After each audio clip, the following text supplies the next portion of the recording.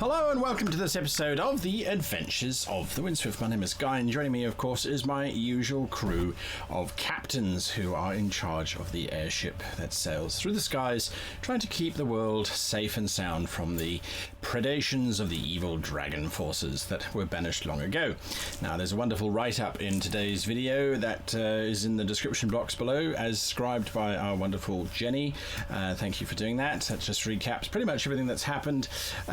In a very short 700-page book, there's multiple chapters and that sort of thing. There's appendices and second appendices, as well as translations into your language coming soon. Absolutely, absolutely. No, there's a little description there. It took you hours. Like, I mean, it's several hours. Exactly. It's mammoth. We're working on a wiki too, so there we go. There's a wiki too as well. God, can you imagine? Actually, everyone would like a wiki. I'm fairly certain of that.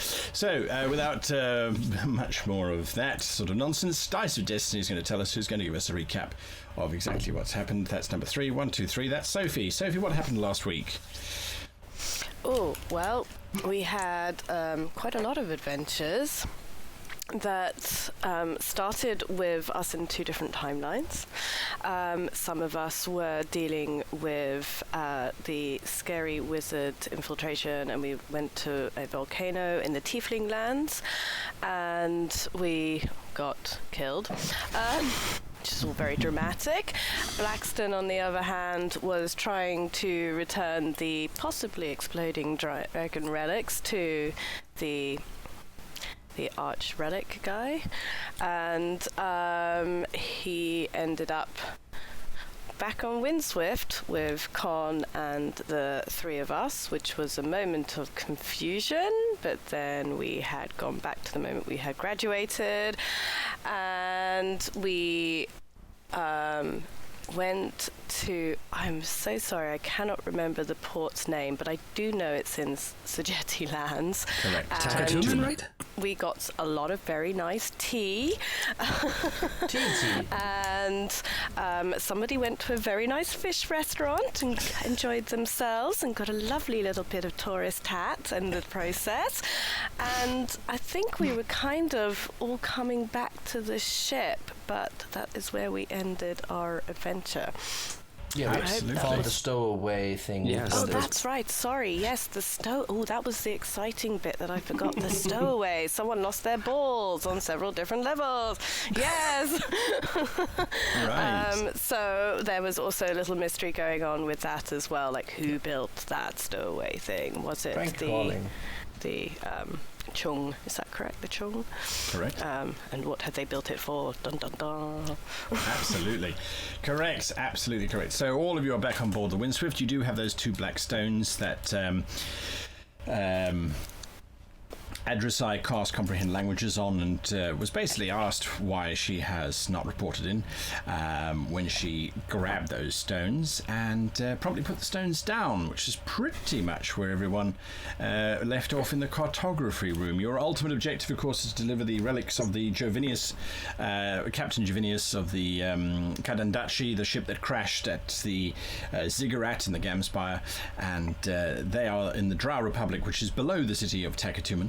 The city of Korsinii, which is down there, and that was the ultimate goal. And of course there was this little sidetrack. So that's where you guys are. You're all in the cartography room. You have those black stones, 2 of them, which were found in that secret compartment, which you suspect the Great Ambassador had installed into the ship. And yes, that's where we kick off. So what are you guys doing? If I'm not mistaken, you said it was Graith, the language that was spoken, right? Yes, that was definitely Just great. making And sure it that- asked me what I had to report. Yes, and judging from your little temper tantrum there, I think you would know what that means. There's somebody here that isn't supposed to be here. Yes, but Or Con, was, you yeah. said that slimy ambassador man? Yes. We had What? an encounter with a member of the Graith government who offered us some aid, which was, in retrospect, probably too good to be true. Nevertheless, we would have noticed if there was a Graith sneaking around the ship. Or a Chung, Could for be that invisible. matter. I mean, that is a For thing. that long? There's a limited Yes. amount of space If in he's that hidey careful. hole. I mean, did you, like, wave your hands around in the cubbyhole? It Could really be isn't. hiding under the bed. That's a thing. We I've did done that. that. Very Quite small thoroughly. door. I don't think he would have been able to walk out the door with us there. Ambassador Kolya, what was his name? Kolia? Koila. At least that's how it sounded to me. So for an unknown period of time, we've had a spy on board. But to what end? Possibly still has. Where are they? Does anyone have sort of detect disguise or anything? You're the person who is versed in arcane magic. Yeah, I'm sorry, I Yes. can't read minds.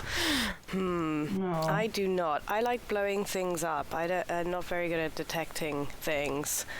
Well, I know how to detect magic, but I'm not entirely sure if that would No. detect If it an would invisibility spell on an invisible person. I've never actually tried that before. invisibility shields you from these kinds of spells.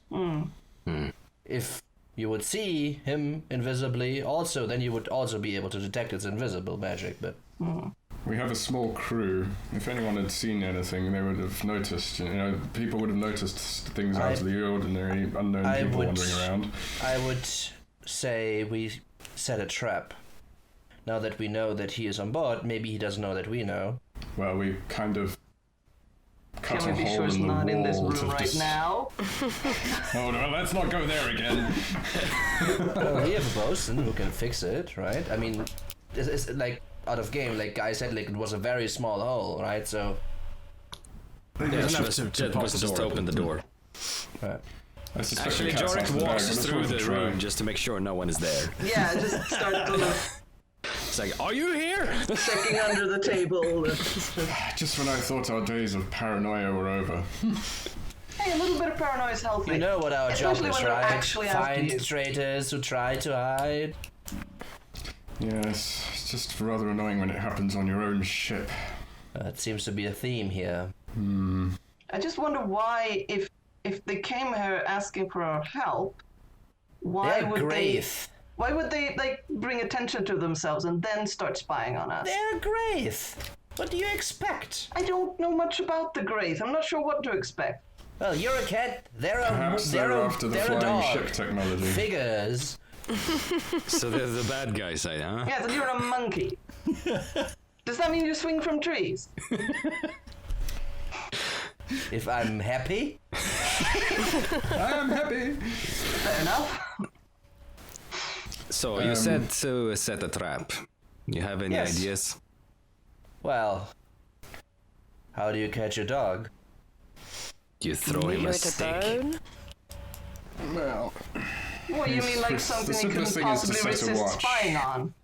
Like if we have some kind of secret thing that they'd have I to mean, report back I was on. more thinking about Oh, you if mean he like can this? be invisible, can we as well, or can we set up some sort of surveillance? Like there are certainly the magical means to do these kinds of things, to get alerted or just take a look at places where you're not at. Definitely. Well, Nothing that I can do that I right now. I'm what a would bit the Graith stumped. be interested in on our ship? well, it's a flying ship. Supposedly non-existent flying I ships think the that we one thing sailed we really need to do is warn the gnomes, so they, whatever Yes. happens, we don't have like a engineering situation going on. Yes, perhaps they could assist somehow. I mean, they do have a giant mystical magic engine down there. Well, maybe that's certainly a try. And Con, you mentioned they were in your debt right now, feel indebted towards you. I think that the Drachenstokes are probably, and for that matter, the rest of the crew who are left responsible for the care of our vessel. But yes, the fact that a stowaway Con, when you tell compartment was- Jasani, just let me be there, okay? Oh, I will. In the meantime, I suppose we set a watch. It's going to be Alright, can we difficult. make It's the not watch- exactly easy to be inconspicuous down there. That's why I'm amazed that nobody's noticed So, anything. do we Perhaps we have- need to have a Can you turn into a rat? Or can some of the mages turn invisible and stand watch, maybe? Well, I can only persuade people not to see me for a short while, so no. Yeah, I if could you, turn invisible, but it a only handy lasts trick. for an hour or so. we can set up, Con can be inconspicuous too. We can set a rotation, right? I mean, take at some shifts. point during the day, he's gonna have to be back there. Do I you assume. want me to have the crew patrol the deck and the... I would rather think that it makes sense to have the surprise on him, and if we kind of change common routines, that would maybe tip him off more than it needs to. And Alright. if he's next to us right now, I mean, whatever. It's late anyway. Well, I could give any one of us, about 2 hours of invisibility a day from the extensive experiments I made at the academy. well, Nice. I imagine after nightfall is probably the time when the ship's rotations are less. So Busy. you are in charge of ship security. I think this is under your jurisdiction, right? It's the Master at Arms' job. Right. Which would be Jorek. Sorry, how would you like to be invisible for a while? Yes, I could do that, I suppose. I'm not much of a fighter, but yes. Well, Let's You hope don't he's really not have to be violent. just tell us when he's there. We will have to The replace ship their isn't as belongings. big. We'll be there in a sec, right? So. Yeah, sure. I'll do it. We will have to replace the belongings if we're going to do this. Yes. Absolutely. Why I just, can bring them with me. let's just put them back in place. All right, so it's not difficult to take 2 stones and put them back into the chest. And the dagger, yeah. The dagger, dagger. correct. Then again, I go and find the carpenter to fix the hole he made in that thing, look it like it was never there. the Stones asked why it hadn't reported in yet, so it's quite possible that they're either not still here, or that they haven't been able to use these stones for a while, which is a little odd if they're still around. We'll Was find it out. was it that they said, actually? I seem to remember think it you was said what it if you was report, right? what do you have to report? Yes. That's what I think you said at least, but Yes. I didn't hear it. Kai, was that what I said? Yes. Yes. No, I think that's what I said. Yes. Yes. That's definitely what I said. I remember very clearly and confidently what it was that I said. All right. All right, so for the better part of an hour and a half, Quallen Jock and Stoke repairs the damage to the secret door. The stones have been put back into... Oh, sorry.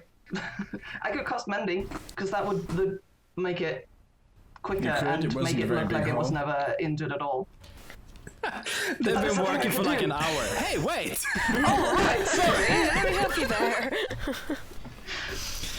Read your spell list. So after 20 minutes, Quallen is dismissed and you repair the door in a few seconds and with the utterance Apologetically. of a few words. Yes, so now it looks as if no one has been into that room as far as you can get it. So here's the question: the inside of the stowaway. How do you open the door? What's the mechanism? From within the chamber itself, Yes. there does not appear to be a way to open the door.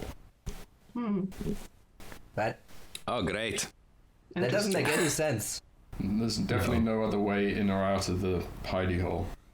It's definitely all wooden hull all around, and once you've pushed the door shut, remember the only way that you got the door open was by boring a hole through the wall to discover Yeah, the but door. so we opened it from the inside. Well, So again- the way that the door was constructed was that you bored a hole basically through the whole locking mechanism or closing mechanism, if you like. So that's how the door opened. But Or basically drew the keyhole. pretty so to much say. correct. But there's no mechanism for using the door. Does it open inwards into the room or outwards out Or into is the it ship? slides. It slides. It slides. Okay. So that means teleportation then, right? Possibly. Or that someone was supposed to get in there later on. Yeah, is I there mean, a maybe it was only possibility they built in never made it preparation on? for someone to come later. So we're still in the city, right? It's You're the still idea that Harbour, it's yes. not been Can I used. get back into the city and talk to a blacksmith? Oh, sure. I want lead. All right, you're going to go and find lead. Yes. The I rest want of you. enough lead to basically put a thin sheet of lead inside of the room. All right. So how much does this cost? Well, it's 5 foot by 3 foot by 6 foot, so that's a lot of feet. So it's a size 12 pair of shoes, which will cost you in the region of 123 silver pieces. Sure, I pay. Whatever. All right. Then Quaffin has something to do. He does this. So he's going to line the interior of this room with lead. Yeah. All right. I'm Because no more not a teleportation. mage. Does that stop teleportation? It does. Really? Yeah. I had no idea. All It right. stops It was- most magic. Like it stops Big enough. divination magic. So if he's inside, he cannot use his baubles. Probably, depending on, right, to kind of call outside. And we might just, as a side benefit, poison the fucker. Well, he's Well, a lick yes. in the walls at least. Yeah, yeah. Quick, cover the walls in peanut butter. He's Yes, a dog. yes, He we can't cover the resist. walls Jorek with makes a something delicious. mental note of don't touch the walls. I'm gonna be sitting here for So an what hour. you said, 125 gold, Silver. 123 silver. Correct. Lead is not expensive. Yeah. Yeah. All right. So that takes the better half of the afternoon. Well, actually, better half of the evening, as a matter of fact. So probably it'll only be finished by tomorrow morning, the whole process. But it's That's not. 12 gold pieces. Yeah, it's not an impossibility. And everybody gets 375 gold pieces, by the way. What will I spend it on? The salary, yeah. You do not know. Well, Herbs, probably. Adru'sai knows of a certain map seller who had quite a few maps. I'm not going to recommend that map seller in the future, I think. No. Not after the So the fountain que- so- debacle. So we have 2 Plus, I weeks. think this is crayon. Yeah, We have 2 weeks booked in the harbor.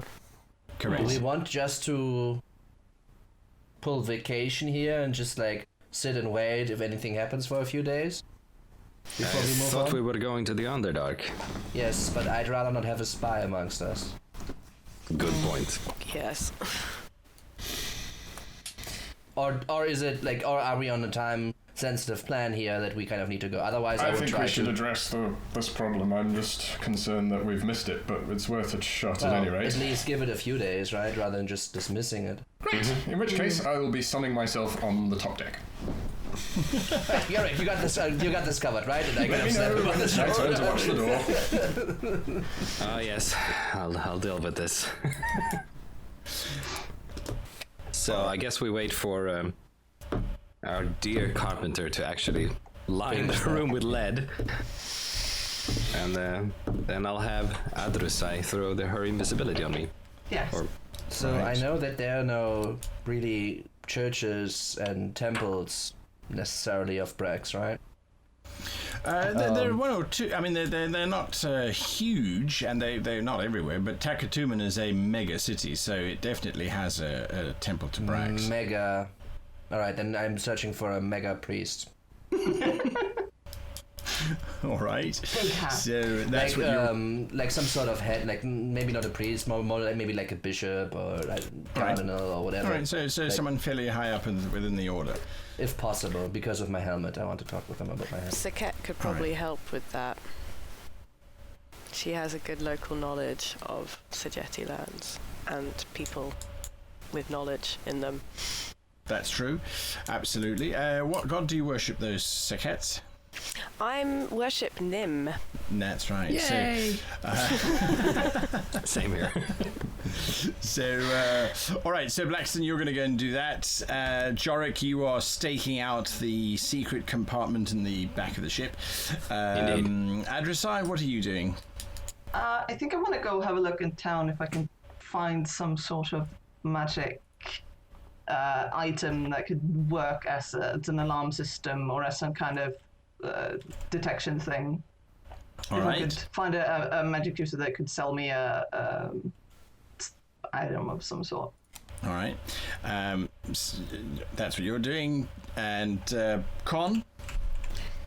Con is enjoying some of his special stash. Nice golden amber liquid in a tumbler as he stands on the deck and looks out over the port in the evening and takes in the smells. I'm also not being completely casual. I am, in fact, maintaining a vigilance for anything out of the ordinary on the ship and around the ship. But I'm Right. trying to act like I'm not. I'm just So- casually having a nightcap. Or an evening sundowner, should I say. Will we give like shore leave, I guess, to the crew in the meantime? It would make sense. All right. It might And even Sekhet? embolden our intruder. You could go with Blaxton, you could go with Adru'sai, or you could go your own way, or you could keep Jorek company.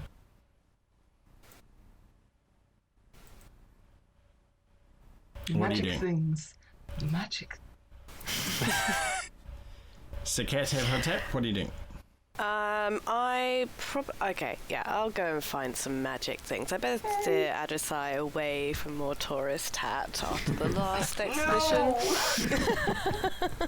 All right. There's That's only what so guys much are. space in the hold, okay? Fine, I'm focused. It's so All right, nice so that's though. what you guys are doing.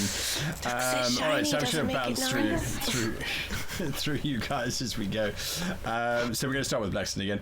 Blaxton, you arrive at the Temple of Brax. It's I will have the helmet in tow, right? Obviously. absolutely, and you're greeted by a priest who's Sekhet, completely clean shaven, wearing very white linen cloth. Are you here to participate in the arena? Enlighten me. One of the aspects of Brax is the combat and martial prowess of his worshippers. As a result, we have found ways of keeping the coffers flowing by installing a fairly large and ornate arena in the back of the temple.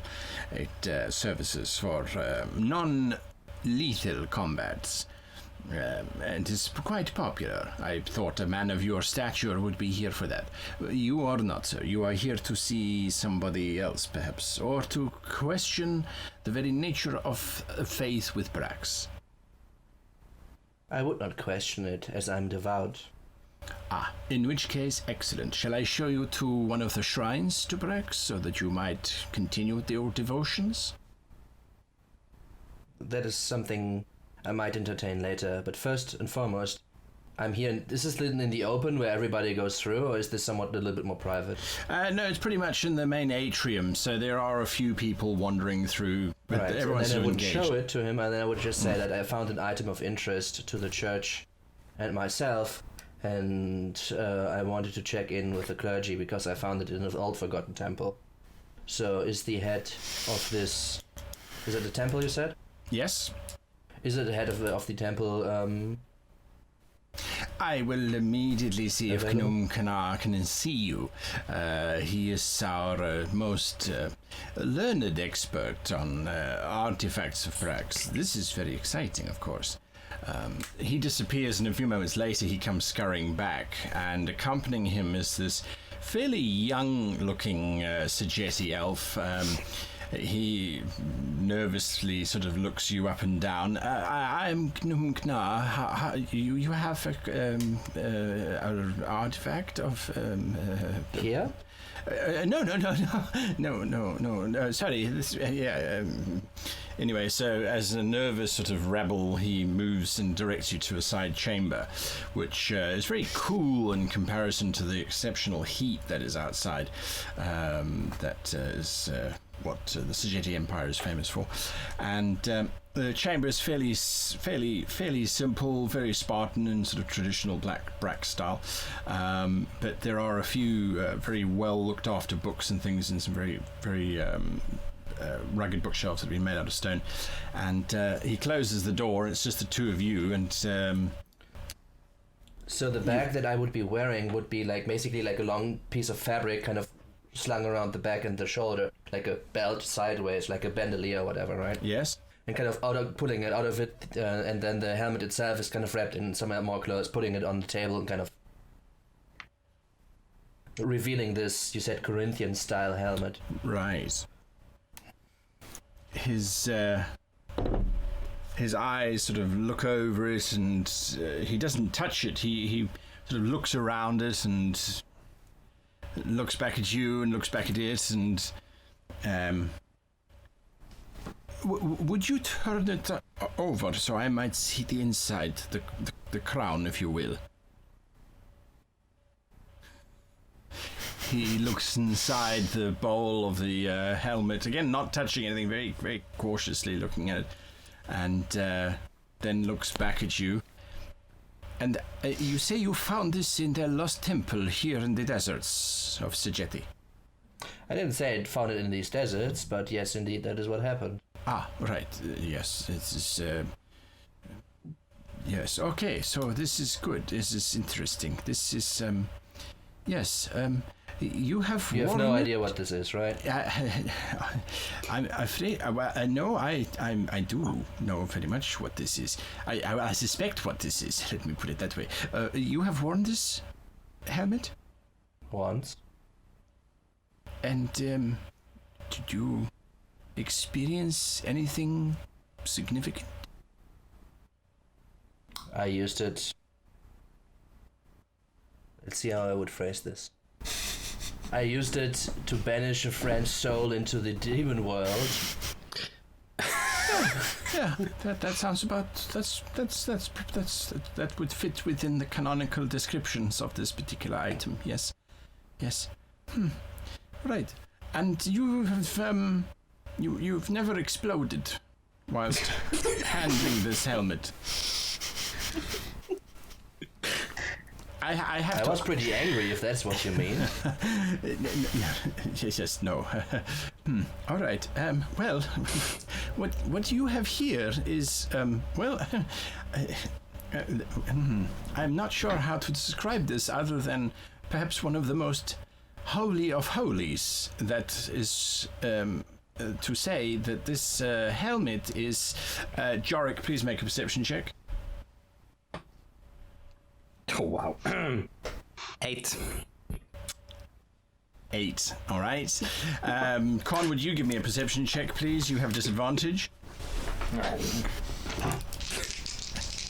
Blue for disadvantage. So that would be 9. No, I tell a lie. 11. It's a That's very better than 8. It's a very good amber liquid vintage that you have got going there. Marvelous stuff. Very good one. Not good. Yes, absolutely. There is a very polite tap on your shoulder, Mr. Jorek, as Mios, the cabin boy, stands looking rather nervously. Isn't he invisible? Not any longer. It's Not been yet. several hours. No. Yes, correct. Yes. Yes? I'm sorry to bother you, sir, but there's someone who wants to see the captain of the ship, and it's you or the doctor, and the doctor's in a special place right now. I know what you mean. Let's go. The doctor is dealing with his past. Special place. Nursing is fast. The doctor is drunk. I beg your pardon, I'm not drunk. This is only my bottle. I'm sure this is still my first glass. So as Well, you it has got Neptune. I follow Mios to the deck. As you follow me, you get out onto the deck, and you can see that there is a figure standing in the quayside. It looks to be an old woman of Sekhet origin. She's got a shawl over her head, and she looks quite nervous. Yeah, she seems to be concerned. And when you when you look at her, she catches your eye momentarily, and then immediately looks down at her feet in supplication. Since I speak Sekhet, I should know a lot about their customs, so I address her in the proper way in Sekhet and ask, how can I assist you, or what you want? Yo, what's up? Yo, dog. All right, I'm done being white. Let's go. All right, you've walked down the gangplank to meet her, and you give her the official greeting, and she responds very well. Can you give me a sense motive check, please? An insight check. That would be 13. All right. She seems very sincere and very concerned, and she starts by saying, "You don't know me, sir, but I have a young man who is looking for employment. Do you have anything aboard your vessel that he might do? He's very dedicated, he works very hard, he will clean decks, mend sails, he can be cook, very, very experienced." Why would you want him to work on a wind ship? You do know that we will probably don't return here for very, very long. There is not much money in our families, sir. Any work for him would be much appreciated. My son is good boy, but there is no work for him here in Hakatuman. Sailing is his passion. I thought I would ask. This is clearly a fine vessel. It's not the usual Sekhet traders that ply the coastline. I thought it might be beneficial for him. I will discuss this with my colleagues. And is there any way I can get back to you? I will wait here until you have reached a decision, sir. As you wish.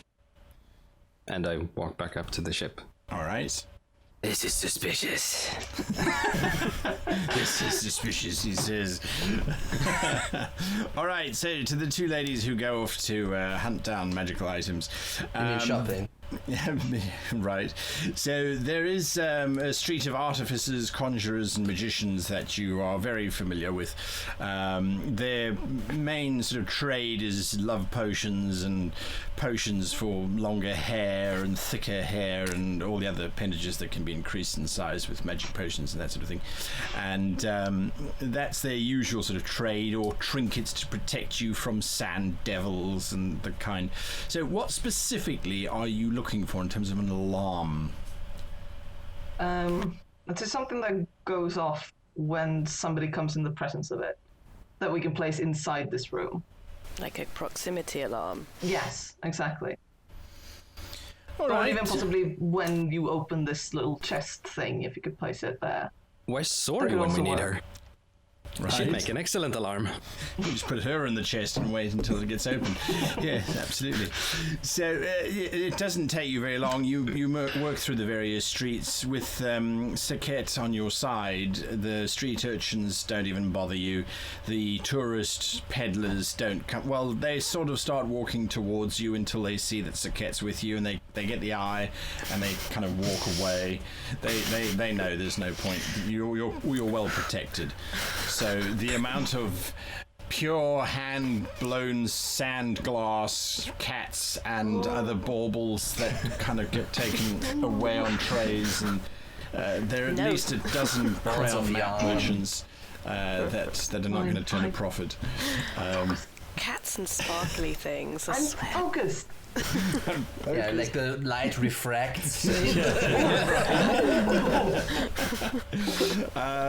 it takes you a couple hours, but by the end of it, if you're willing to spend 28 gold pieces, you can get what appears to be a very simple piece of silver thread, which is 3 foot in length, and whatever you put it across, if it is opened, that will sound off an alarm, which is audible to within 50 feet.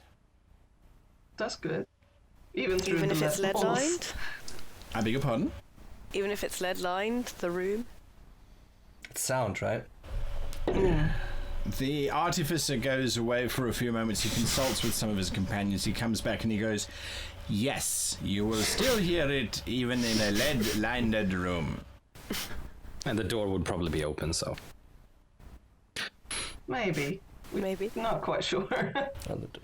Well, if you do a bit of haggling, I could make sure that this is what we're purchasing while you do that. I will attempt to haggle. All right, give me a persuasion check.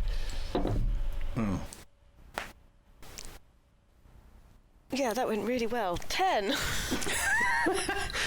So, for the low price of 35 gold pieces, you walk away with this alarm spell that will guarantee to work for at least 2 weeks.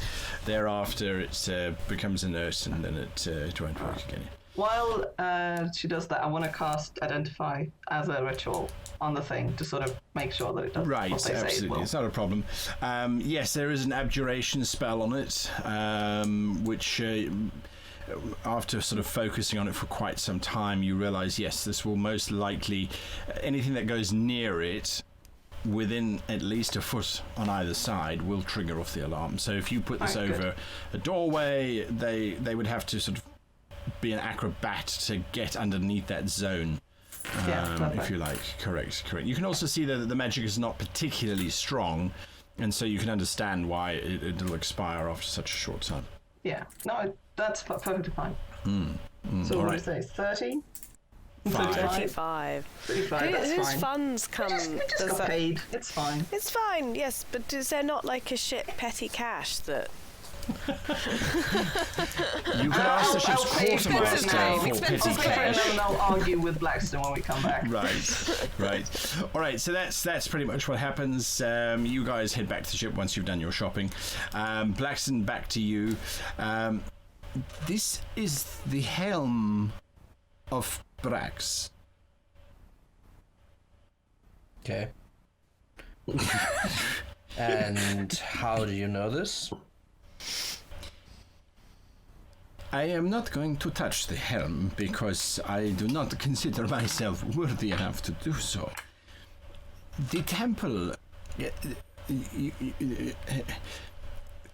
was it a different size when you found it? Yes. And when you picked it up, it did change in size. Yes. Then, as per the inscriptions in the helm itself, and he points to a very few, very shallow, you realize they're not shallow inscribed anymore, it's that they've been worn away over time. On the inside of the helmet, there's a line of text, which he gingerly points at with a wooden stylus that he writes in the clay tablets with. This is a helm that was worn by a champion of Barracks many thousands of years ago, before dragon time. It is allowing the wearer to fight the enemies of Barracks. The enemies of Barracks in this time period were those followers of Reft who would open up the portals to the different planes and allow the demons to come through. So that's why the helmet would help you to send your friend's demon back into their own space. Or at least to see them anyway. I think that is the function of the helmet. So these helmets of Brax were very uncommon. They were worn only by the champions of Brax, and the legends say that the helm forms around the user it chooses to wield it, and anyone it does not choose is exploded because of the raw power of Brax. There are other attributes which this device would have, but they are locked away in the tomes that are in the Wellenhold libraries. These helms were considered lost even before the time of the dragons, so this is a very precious artifact. Indeed.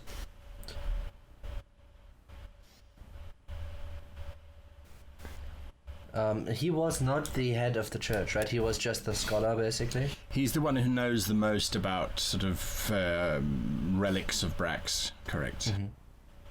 Valenhold, of course, is the religious capital of the planet.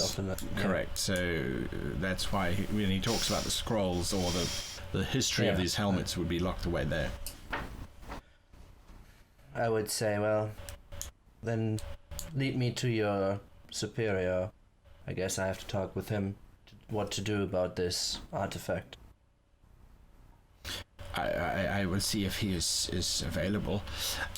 Everybody's hand starts to glow as your tattoo of the symbol of the Order of Hastari lights up.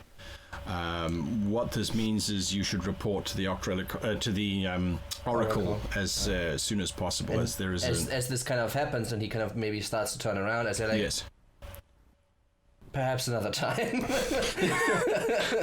and another time. Yes. Something came up. Thank you for your information. And I grab the helmet and kind of start to pile him back in and put him into the bag. Shove it in the backpack and walk out. He's like, that's an ancient artifact that should be venerated. Anyway. I mean, if he wants to try to get it away from me. No. He's smarter than that. Absolutely.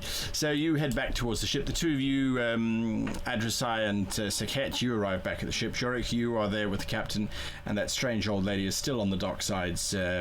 She's taken a seat on the barrels now. And we're just like, bye!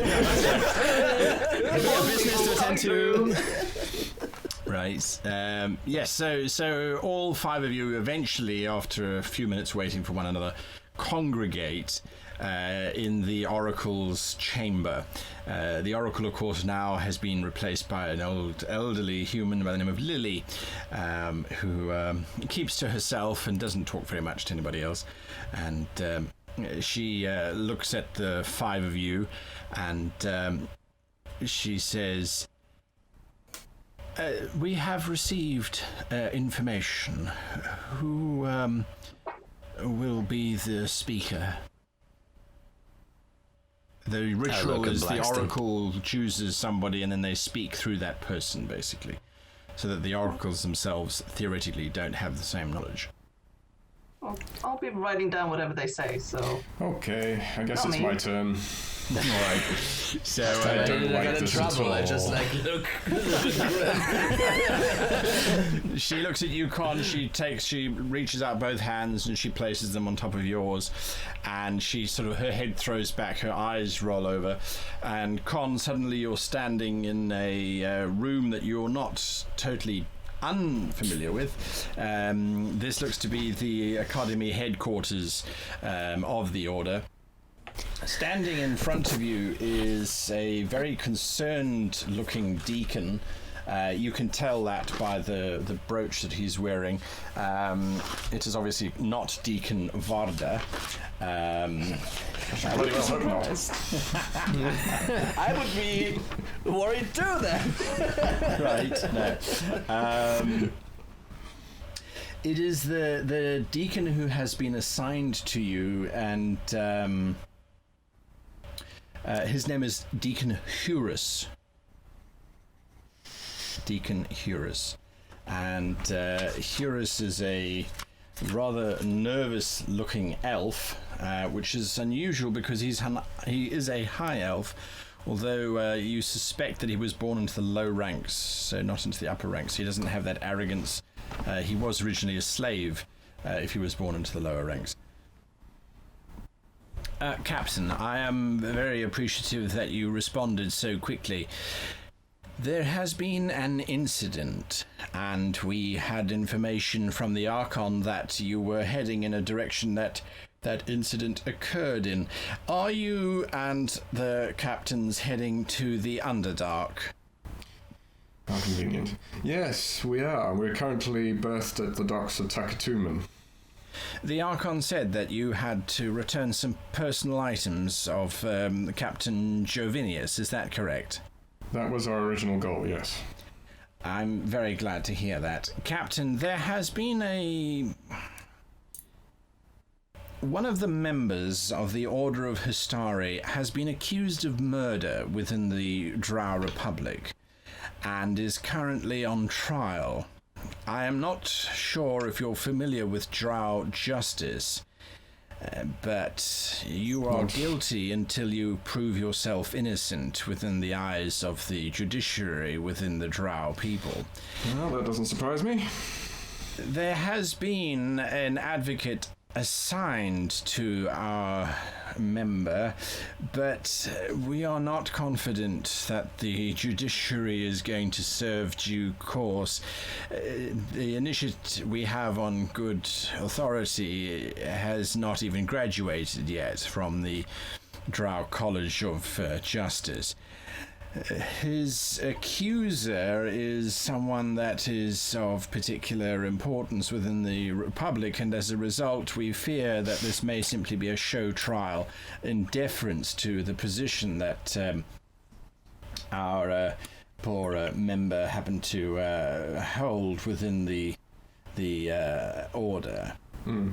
If you could possibly intercede on our behalf down there, that would be admirable. We do understand that this does not fall within your purview, and so as captains you are well within your rights to refuse assistance. Well, we were always ready to come to the aid of a fellow captain in trouble, I'm sure, but none of us are lawyers. Well, actually, Adru'sai may be well versed in law, come to think of it. Yeah, there is one other slight problem. Drow law also requires that the advocate of a accused, if they discover that the accused is guilty and do not report it immediately to the magistrates, they themselves will be executed as well. It's a way of keeping the system honest, apparently. I've never understood Drow thinking. But if you are willing, then our operative down there is known as Athlan Vandadar. He is an accomplished diplomat, a halfling, and someone who was of value to the Order. Since our symbols have been activated, we now are empowered to act with almost unlimited authority. Should we not simply take our captain away from them? Unofficially, that would be a means to an end, and if there is no recourse, I would perhaps suggest it. However, it is a very difficult situation that we find ourselves in. To simply extricate one of our members in complete and utter defiance of the judicial process of one of the founding members of the Orders is not something we would take lightly. Yes, however, we do not believe that Vandadar is capable of murder, which is what he is on trial for. And who has he been accused by? Senator Vix. He is a senator. fairly well-placed member within the Drow Imperium, from what I understand. Well, I can't speak for all the captains without discussing it first, of course. Understood. However, I imagine since we are going that way anyway, that we will be able to assist in some way, or at least attempt to. That is what the Archon had hoped, and he has also instructed me that he is aware that this is your leave time, and so that will be extended, obviously, for this is seen as a matter of the Order. It's imperative that this doesn't become grossly public. The reputation of the Order, of course, needs to be protected. If people start to think that the Order members are running around murdering the innocent civilians, and it becomes undermines our complicated. authority. Yes, I'm glad you see that. Absolutely. I've already come to the realization that shore leave is merely something that exists on paper. Well, just know that you've got more of it now. Jolly good. Fantastic. I look forward to not spending it. Right. I suppose we shall contact you again momentarily with our answer. I stand by with my oracle. Very good. The Oracle drops her hands, her eyes kind of roll back, and you're back in the room, Con. I really don't like that. It's given me a headache in one eyeball. That's called the migraines. I assume you got all of that? Did we? So the four of you would have heard Con talking as he would have, and the Oracle the would other have been side? saying what the deacon was Okay. saying to Con. Correct. You are incorrect when you say that none of us are trained in law. I am a noble by birth and well trained in law and history. Now, granted, I'm not trained in Drow judicial systems, but I do have a fair knowledge of their culture and their history. Good. We're going to need it, apparently. The question that I would have is he a diplomat or is he somebody of our order? Who? Like, is he a Hastari member, a captain?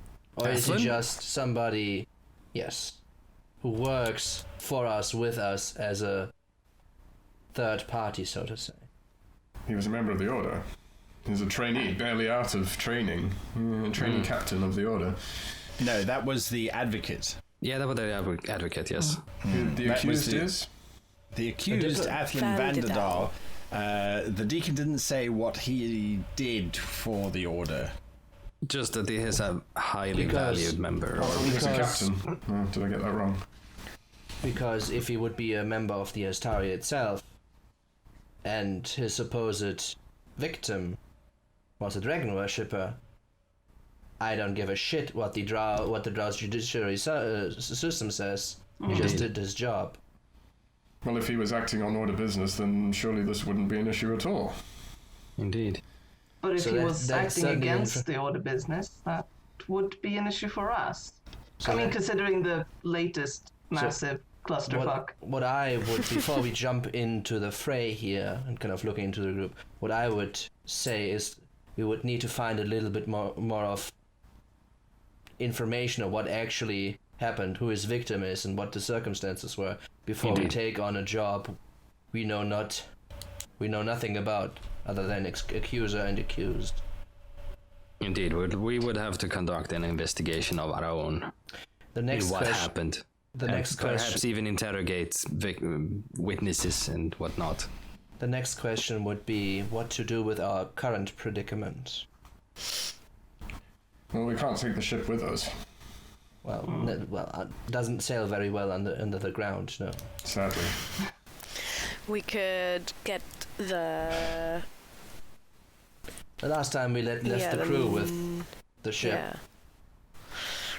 So couldn't one of them listen out for the alarm? That reminds me. Lieutenant Ty, could you please join us in the captain's ready room? On my way, sir. Guy, would I know anything about Drow law? Just I might have that. seen a book. Yeah, absolutely. It's not a secret. The Drow legal practice is a. The law itself is fairly straightforward. You are guilty until you prove yourself innocent. Where it becomes very muddy is the law often concerns itself more with the quality of the individual accusing the person of a crime rather than the actual crime itself. So Yes. if you are, say, a senator and you accuse someone of a crime, automatically the judicial system is on the side of the senator. There are a whole lot of reasons as to why this is the case, but a senator's word is considered to be almost sacrosanct. Yes. If you are a member in good standing within your community and you accuse somebody who is not, again, the weight is in the favor of the person who's in good standing. Yes. So, So the- us so- just showing up could shift the weight heavily in this case. Because then it's a Well- question of the Order of Hastari rather than this one diplomat. correct. So what you're facing as in a court battle in this case is, unless there is absolutely irrefutable evidence, you're facing a reputation battle. Who has more reputation? Is it the senator and his word, or is it the Order of the Hastari? And you'd have to go and research and look at precedents that have been set in the past, but generally speaking, that's where the courtroom drama of a Drow judgment happens, is basically in proving who is more reliable as an accuser or as a defender. So that's Whose usually word what is to be happens. trusted, basically. Correct. Yeah. So the question that I would have is, who makes the judgment? Is it a judge? Is it like a group of people, like a jury? Yes. So what the Drow do is that they usually assemble 5 senators who are in good standing and within that particular city, So it's who a will jury. then pass judgment. Correct. Well, it's a tribunal. Correct. So that's usually how it operates. Testimony can be given by anybody. Something that is very interesting within the Drow judicial system is that magic is strictly forbidden. No divine magic, no spellcasting whatsoever. Makes no sense. It really doesn't make sense unless you realize that a lot of the Drow social standing requires It's not about truth, yeah. the idea of reputation as more important than actual fact. So oftentimes these are show trials. Usually they can go on, usually they're concluded quite quickly, but the deliberations can take quite some time. And a very big case can be seen as something that can make the career of a young diplomat or a young sort of acolyte who wants to become a senator eventually, is if they can get involved in a case where they can prove that they have more reputational ability than somebody else, that will move them and elevate them up within Drow society itself. Yes. So this could become very political very, very quickly, or possibly already is. The idea of using the position of the Hastari versus the senator would be very dangerous, because you would put the Drow Republic in conflict with the Order of the Hastari.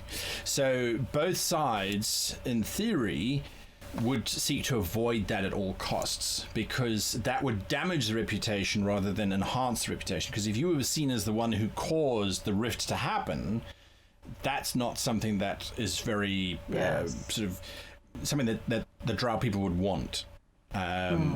So yeah, it's a popularity contest basically, in terms of who achieves the greater position at the end of it. So is this a battle of wit then, or just prestige? Oftentimes, Because if it's just prestige, if you're trying to argue against the king... Right, no, absolutely. So it is oftentimes a battle of wit. You're positioning your argument based on the gardener said this, but he's just a gardener and his family doesn't have any standing, or 100 years ago the gardener had a traffic fine, so he's not reliable. So it's that kind of maneuvering, correct. So before Jasani would reach us, I would ask them, so we are going to the Drow then? We could definitely go and see what's going on at least. Yeah, Who is we're the- going who is down the there accused of anyway. killing Waiting anyway? for a reply. Yeah, we're going then. in that direction. Yeah, It's all good. Who is murdered? Ah, We don't know yeah. yet. Do we? I don't think they said. I think we'll find out fairly quickly once we arrive. Yeah. There is a short, sharp knock at the door. So did we answer Deacon Charos yet? Charos Not yet. No. Hurus. Deacon Hurus. Curious? Hurus. H. Hurus. Come in. Lieutenant Jasani steps in. And you asked to see me, captains. Yes. By now, I'm sure you're aware of our little discovery in the drop deck. Yes. Now, let me preface this by saying that you are by far the most talented, efficient, and effective officer I've had the pleasure of serving with. So, we are all rather keen to understand how this happened on your watch. Yes.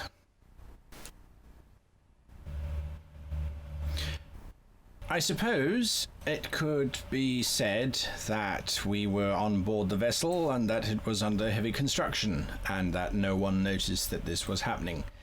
I don't think that would be a suitably appropriate answer, however, sir. There was a lot of activity going on, and the Chung were very demonstrative in terms of showing us the supplies that were being involved.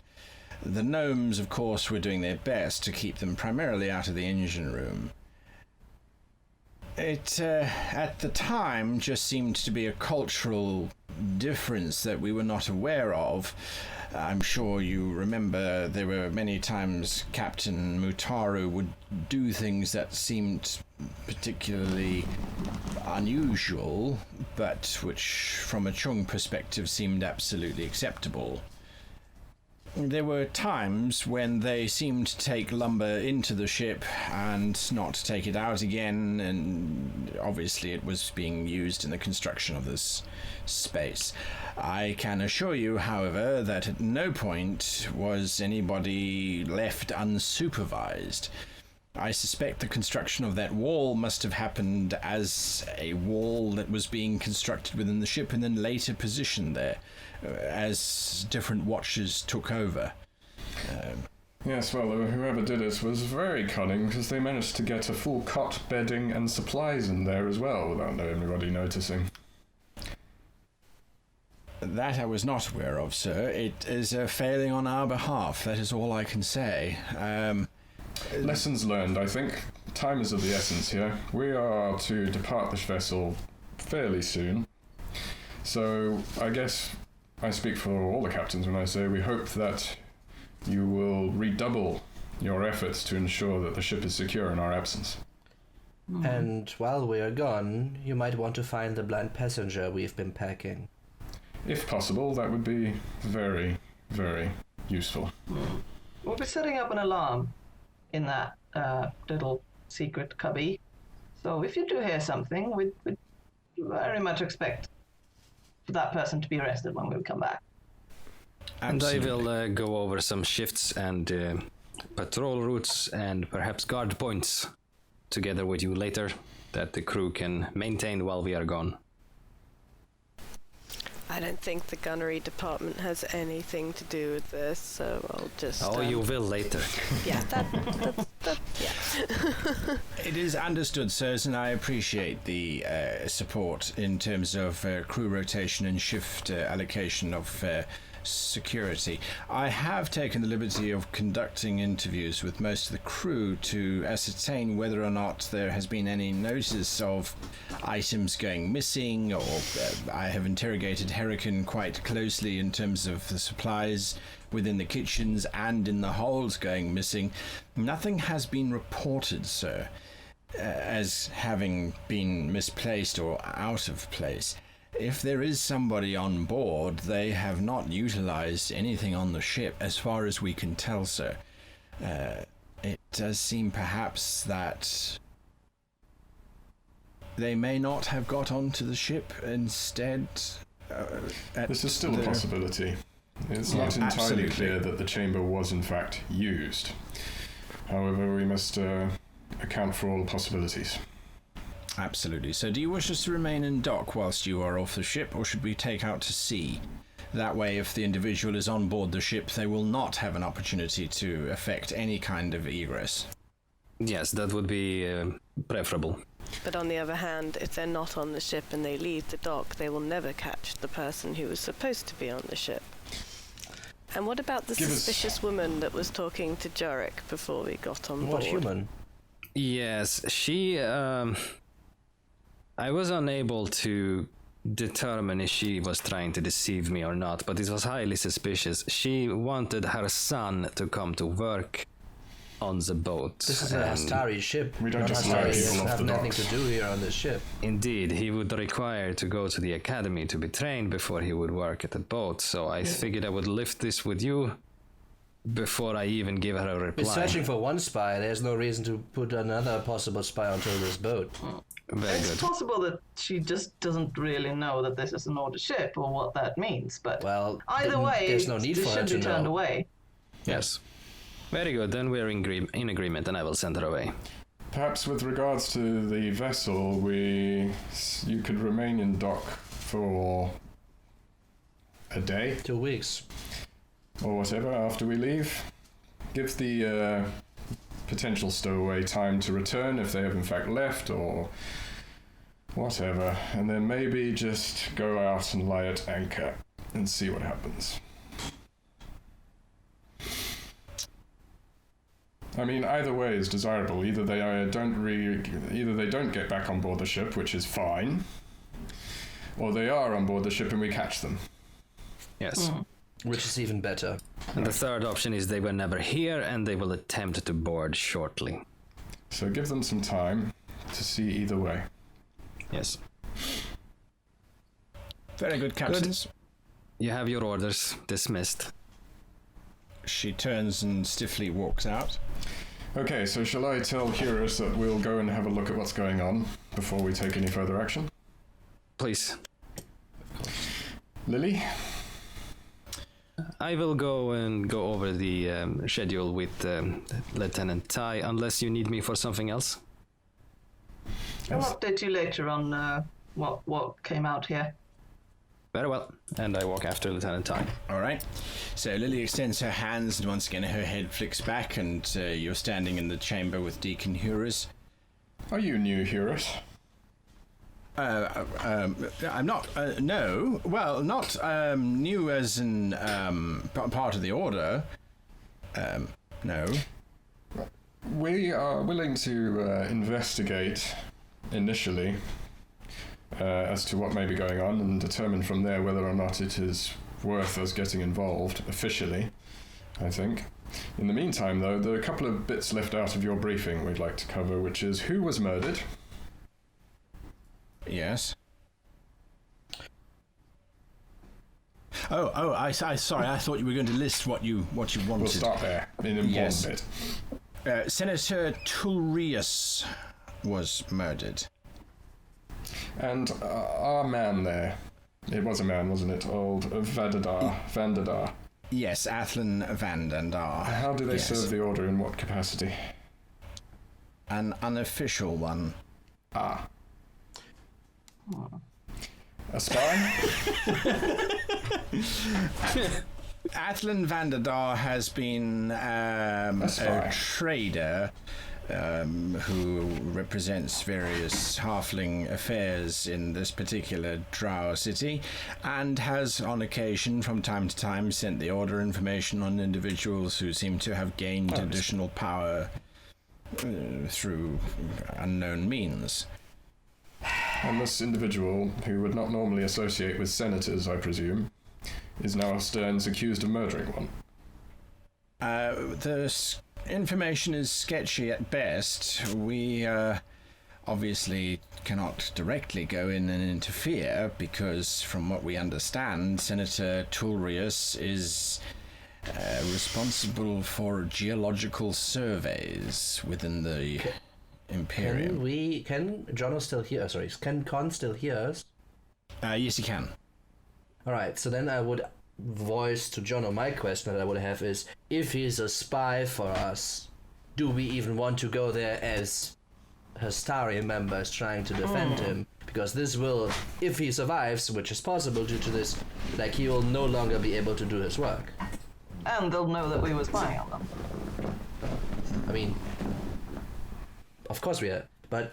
I suspect they already know that. It would not be an officially sanctioned mission from the Order of Hastari. I ignited the symbols so that I could have this conversation with you. He's new. Once you head into the Underdark, it is not a sanctioned operation, obviously. There is no indication that there is any form of draconic involvement in this at all.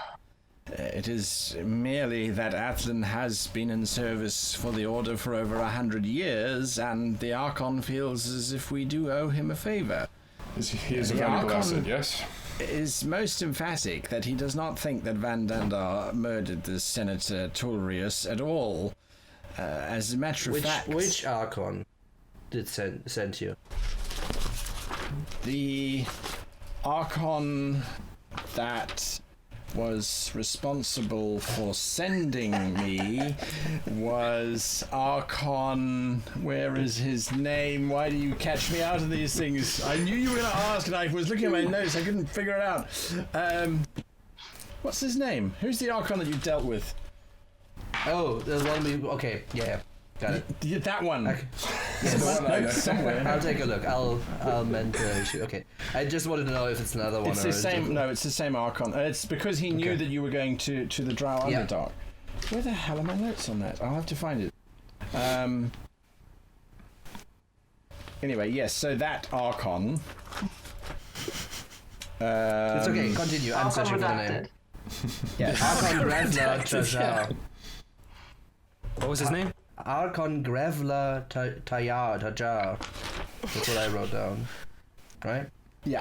Gravler Tajar. Okay. Okay. Good. I just wanted to know if it's another Archon or if it's the one, No, because it is the Archon that you've dealt It with. almost seems personal to me. That's why I wanted to know. Correct. So we would show up as what? Concerned citizens? Outside citizens. Concerned friends? You Well, we have possibly It's getting very messy. representation within the Drow Imperium is anyone can volunteer to represent the accused. Because of the consequences that if the I accused could be a does traitor from the Brunei Kingdom. do you convey that, John? No. Yes. What? My father is a nobleman and a trader in the Brunei Kingdom. I could be a business partner. And the rest of us? Well, My we envoys, I don't care. Well, we still have our original purpose for going there, so let's follow that Let's go nosy about it anyway and and see just what be happens. nosy in the process. And like I said, we will owe you a significant favour for doing this. Oh, and what Yes, for sure. the task? No, okay, I cannot speak to. You can speak to me though, so if there's nothing else. Very What's well. the time limit on this? The trial is set to begin within a week. That's fine. Okay. Alright. I'm just going to say up front, I'm not a good liar. Oh, If you don't try to make worry. me lie, things are going to go south very, very quickly. I'll handle the lying. Thank you. I'm It's a the doctor. tail. I'm good Always at it. gives you away. Oh, you're gonna be fine. Courtside manner. Oh, you're not going to die, don't worry. It's just a flesh wound, right? It's a scratch. Very good, Deacon Eurus. We shall see what we can find out. Right. So the Oracle drops the connection once again, and leaves you Sucks. to Why it. do I suspect we're going to find this gets even more complicated once we arrive? Well, if we there's- do arrive and it's not too complicated for us to really get involved, we could just leave. It's not There dragons. is one more. There is one more thing I haven't talked with you about yet. Mm-hmm.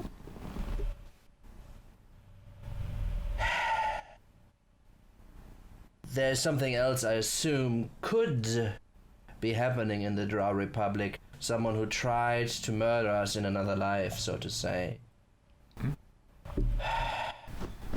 Us? It was a complicated situation, but suffice it to say that I saw possibilities of what could happen, although they're not entirely reliable. And in those versions of reality, I had dealings with another senator who wanted mine and, by proxy, your death. When was this, Blaxton? You remember that I was out of sorts before we decided to go here? Oh yeah, when you came running out of that room with And your I sword knew drawn. that we were seeing Yes. sky whales. Had a And you were knowledge of the convinced we future. were going to get attacked by the sky Well, whales. as I said, not sure, but possibilities. Well, I had dealings with a mage while you sometimes were there, I guess. Anyway, there was time travel involved, so Time travel? yes, Ooh. No, not ooh. If coming from anyone else, I would probably be wanting to do a check of your sanity, but it is you, Blaxton. Well, if you don't believe me, there are other people on board this crew who lived through these things who realize these things. If we have time during our journey, would you mind telling me absolutely every detail about what happened so I can write it down? No, I'd rather not do that. Oh. Well, let me know if you change your mind.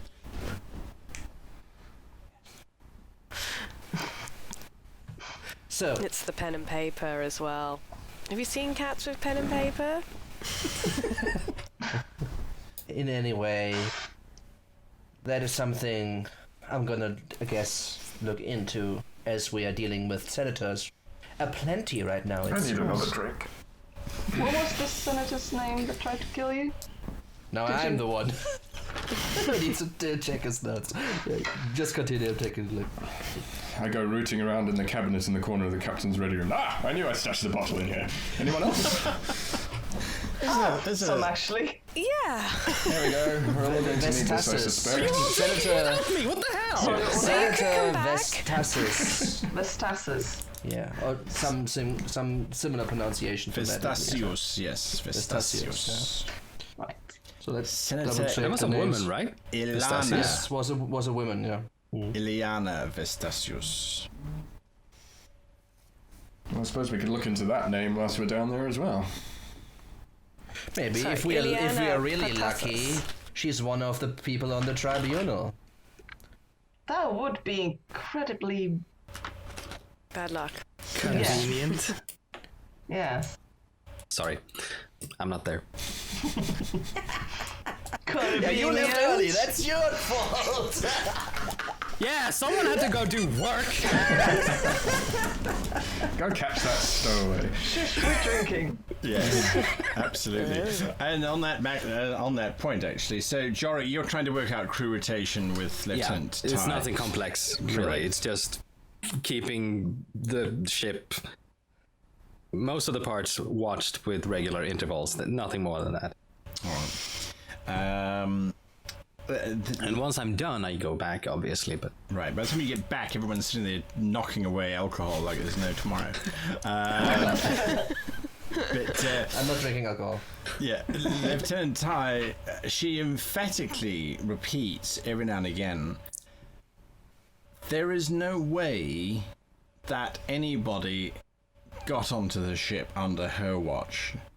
She understands that they built this room without them knowing, but she is not a carpenter, so the ship was heavily damaged.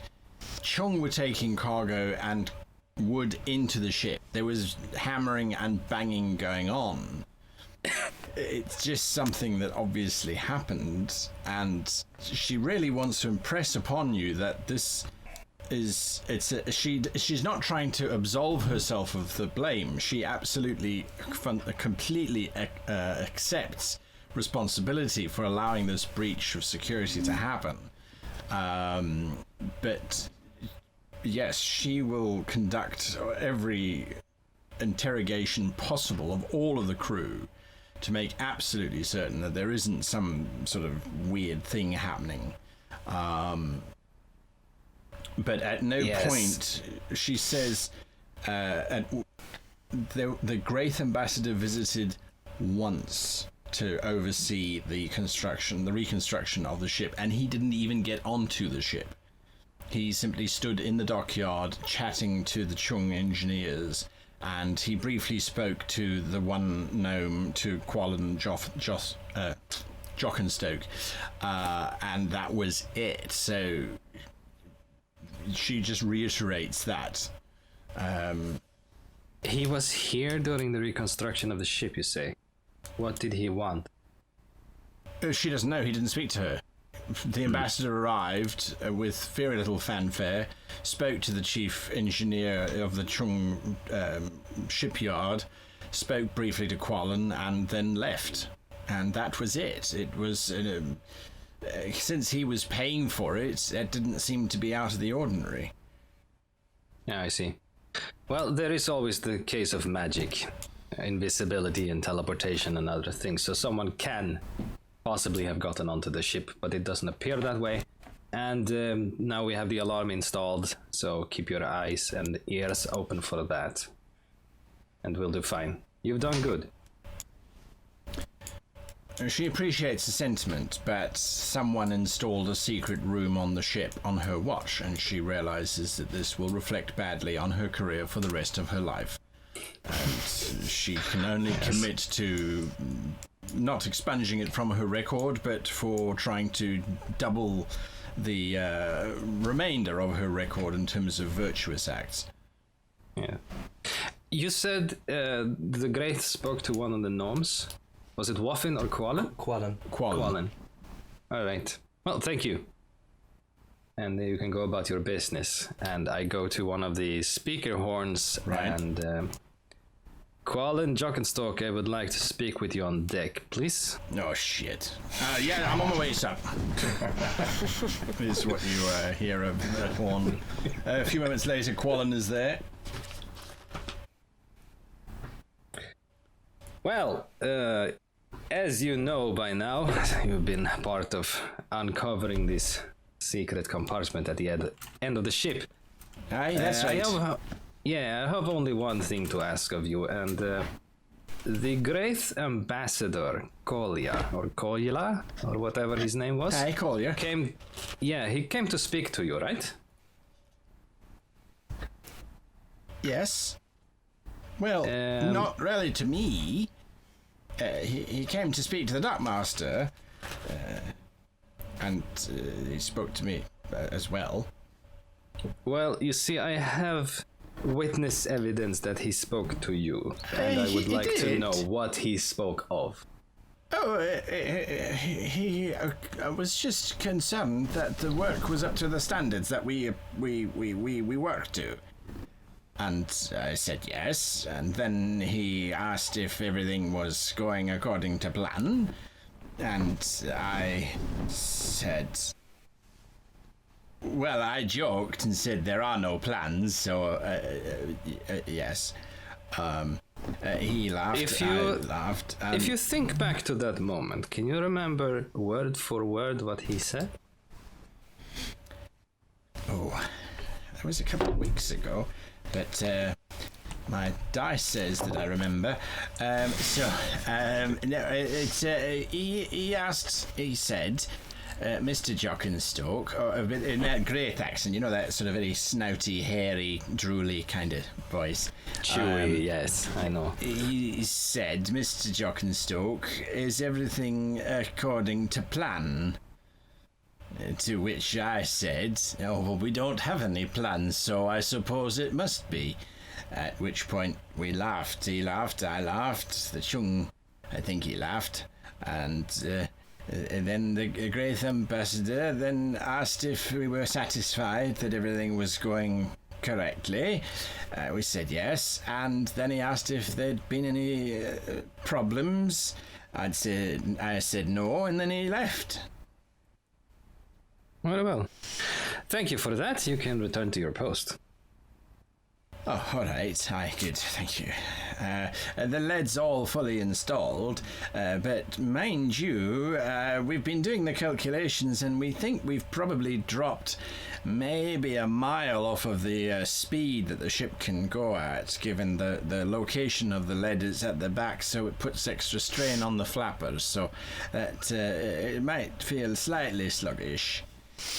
I will be sure to report that to Khan, but hopefully we will not be needing that lead there for very long. Aye, right. Dismissed. He disappears quite quickly. Yes, and then I go back to the other captains and find them all drunk. Damn it! Well, except for Blaxton, who I'm a wasn't drinking. professional, I'm not drunk. I'm merely a little intoxicated. All right, what are you guys doing? I'm gonna go down and install this little alarm thing before they seal the place up.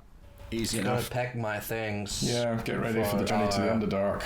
Pack. Joyous journey into the... Oh, that reminds me. I go to each of the captains and find them at various points with whatever they're doing and hand them a little tablet. This is ground Ald root. It should keep some of the more unique parasites of the Underdark at bay whilst we're down there. Ooh. Great. Parasites? Yes. I'm so going shopping before we leave. I'm just gonna go and find some nice lemongrass and I'll be back. And maybe some tea I can tree. help you with that. The stores in the infirmary have full herbal supply. Oh, great. All right. Yes, Thank so- you. so- I'm supposed to eat this? Yes. With what? With some Right. sort of fluid usually helps it go down better. It is rather bitter, but trust me, you'll thank me. Where's that amber liquid we were just drinking? Absolutely. Okay. All right, so you are all medicated against sporadic fungal growth between your toes and anything that might possibly pop up if there is anything specific. Anything I'm else? going to try to find something extremely So then I spicy get to get underdark down with. worms. All right. But So where you, spices?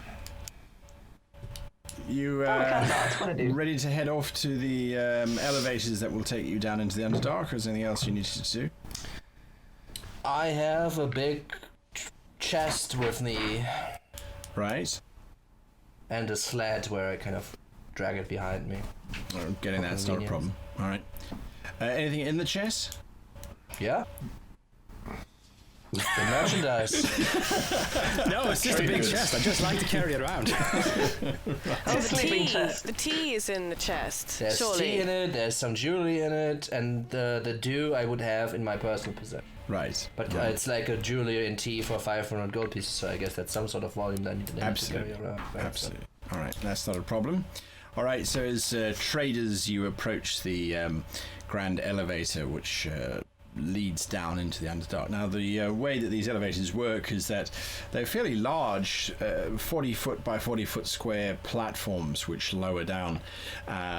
There is a small fee that you all get charged for going down. The fee, there's an optional cost of an additional 5 gold each for drinks and food on the platform as it goes down. They inform you that it takes about 6 hours to descend to the lower platform. Hey, I God. just had a wonderful tea. 6 hours?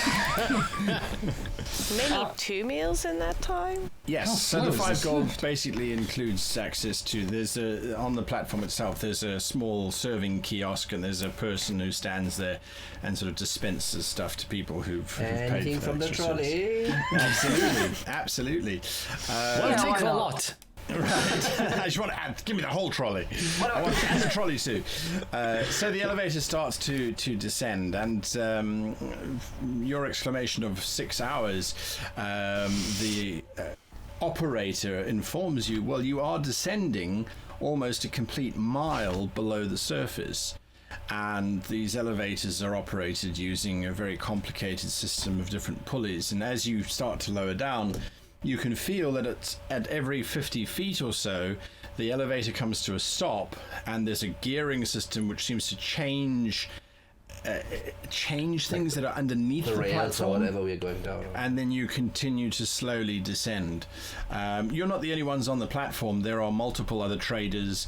There's some horses heavily laden with pack I items walk and over to things. Con and ask if he has anything that is like that you can chew on. Just yawn, it helps. Yeah, I'm thinking the pressure's gonna kill my ears. I don't like it. No, I'm afraid I don't think I have. All right. Bite on a twig. Not a lot of trees on the platform, but yes, you Chew on the car. chew on the railing. No. All right, so Jorek is busy. Now we're standing there yawning then. Right, yeah. So, but eventually this platform arrives in the Underdark. Now, as it's going further down, you realise that above you there is a second platform, which is, and when I say above you, I mean it's probably 500 or 600 feet above you. There's a second platform that slowly starts to make its way down. It leaves about 2 hours after you've left. So there's this continuation of platforms moving down You're not entirely sure how the whole rotational thing happens, but from public history, you remember that when the dragons fell, these corridors, these elevator shafts were created, and they took several decades to build. Like a paternoster then, right? Mm-hmm. Right. So yes, it was considered quite an amazing feat of engineering to have happen. And there's usually one of these elevators in each one of the great cities, except for the Dwarvish territories. They don't have any elevators. Surprise, surprise, right? Don't The like elevator underground. gets to the very bottom, and the gates are opened out, and you start to move with everybody else into a holding room. And the lighting in this space is completely different. Obviously, it's getting darker and darker as you go down, and torches are lit up to illuminate. But once you step into this holding room, the entire chamber has this very soft, almost pure white light. And emanating from these large stone bowls that hang from the ceiling is where the light comes from. And you can see that there's this fungus that's growing inside the bowls that's giving off this incredibly bright light to illuminate the entire space. And I thought Drow didn't like light. Right, Yeah. but it's incredibly bright in here. Sitting at the far end of this chamber, there is a very well-constructed desk system, and slowly each trader goes through, registers with a Drow officer, and then moves from there. The Drow are all dressed in very, very well-made black chainmail, very neatly cut. The great banners of the Republic hang very, very proudly on the walls, and there is quite a comprehensive map of the Underdark behind the desk as well, so you can see roughly where you are and where you need to go.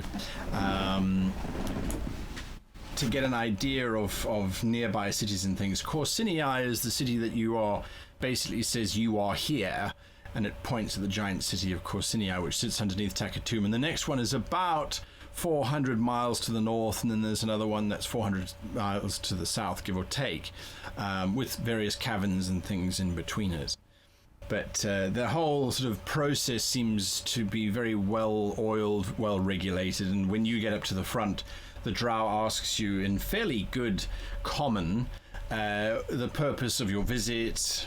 You say that you're trading, Blaxton right? Rose, hailing from Milken. We are here on trading business, and I kind of kick the chest next to me.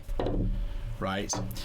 So he kind of jots that all down. He looks at the five of you, notes that you've got 4 companions, a chest, a slate, etc., etc., etc. Then he asks, have you been to Corsinii or any Drow cities before? Yes. Very good. If you pass through on your way out, please make sure that you sign the Indemnity Forms for the Republic.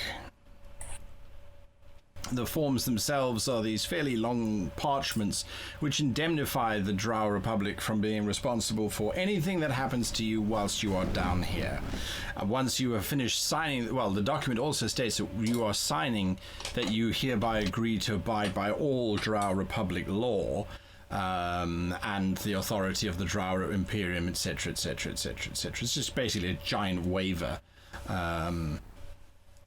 So we just scroll through and press accept. Pretty much. I read the whole damn thing. Well, you have 6 hours for it, so go on. Yeah.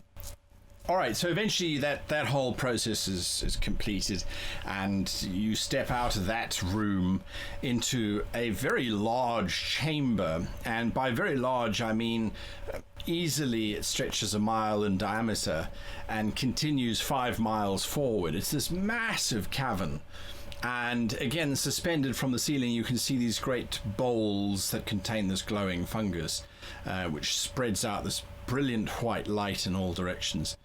Stretching away in front of you are these fields of mushrooms, which initially you think might be quite nice to eat, until you realize that because of the distance, these mushrooms stand 30, 40 foot tall, and have little mushrooms budding off of the sides of them, and Drow moving amongst them, harvesting those, not the actual gigantic mushrooms, which are almost like the parent mushroom from which everything else is drawn.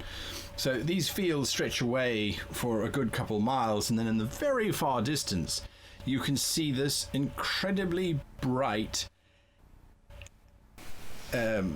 collection of white spinnerets. It looks, or minarets. It just looks like a collection of towers, but towers that have been woven out of spider web, if you will. Just these incredibly delicate, very, very fine ivory-colored towers. Too many to even count from this distance. There's a central road which feeds through the fungal forests and obviously ends up in the main city of Korsinii itself. All the merchants are walking past you, making their way down there. There is a moment, perhaps, where when you look to your right, there is a terrific spider. It stands 12 foot high, is at least 20 foot long, and is looking down at all of you until it starts to move its legs, and behind it is pulling this particularly large cart, which is laden with wares and things, and it drags that cart on runners, on blades, not on wheels, towards the city itself. But that is the Underdark. The scent, of course, that permeates is that very mushroom-like aroma, that almost dampness to it. Then there's a humidity in the air which is unexpected this far below ground. Well, this is unexpected. I say as I look around at everything in awe. Jorek has never been to the Underdark. This is the complete opposite of the sort of environment I'm most comfortable in. I can deal with the humidity, but the mushrooms, not so much. I'm not a fan of all the rock up there. I prefer flying. Right. Absolutely. Yes. So you slowly make your way towards the city of Korsinii. No one bats an eyelid. Every now and again, these patrols of Drow dressed in their dark chainmail will march past you. They all have these very, very spectacular helmets on with these large crests of black hair. Usually one of the 6 in these sort of troops that move past, the crest will be bright white or bright blue, depending on the rank that they hold, but they don't pay you any attention whatsoever.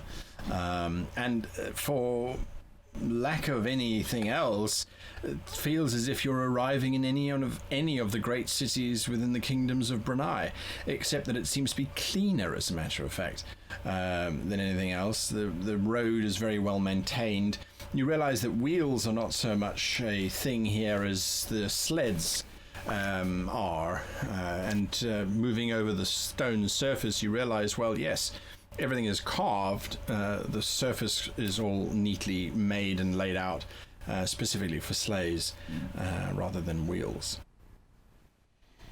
As you arrive at the outskirts of the city, you start to realize that it really does look as if the city itself has been spun rather than made or carved out of the rock, but it has been spun out of this white material which you can't resist but touch, because it looks so vaporous, except it's rock hard and cold to the touch, and it literally looks as if they have taken marble and carved the entire city out of this marble.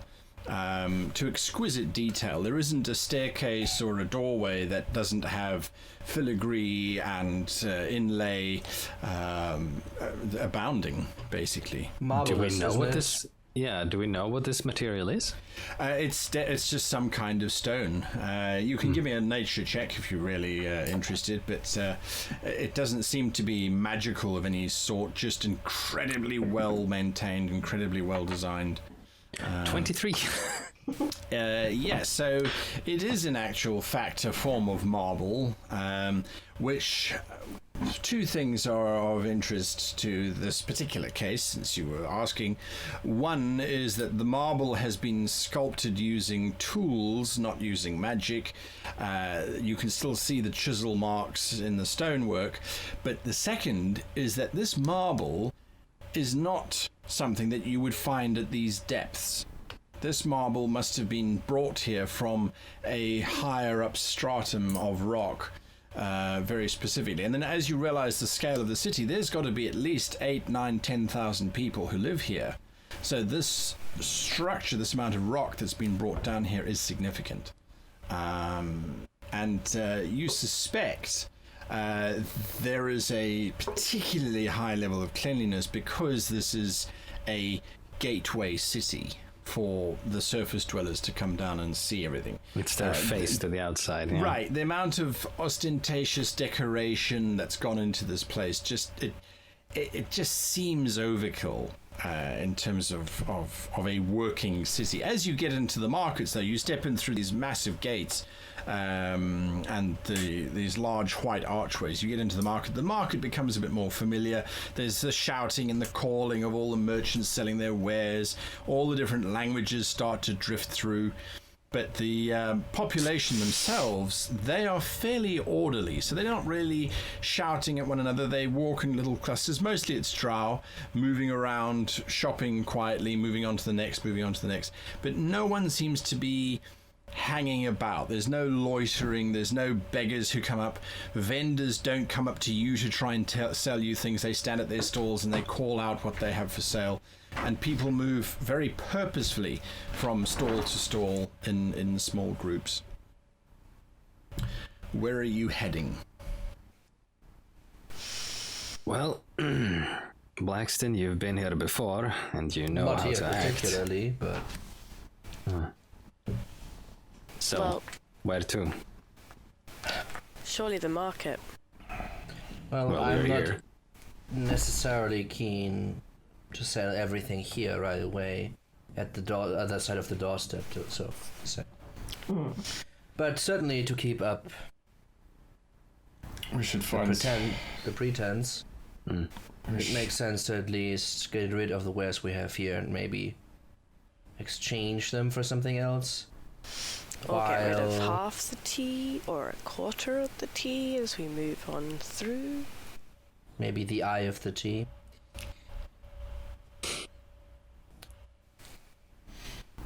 All right. But So in meantime, we are 5 people. I don't think we are in much danger here right now, as long as Is this the they city don't we know need to be in? why we are here, at least. So why Yeah, we were. don't you head over to the?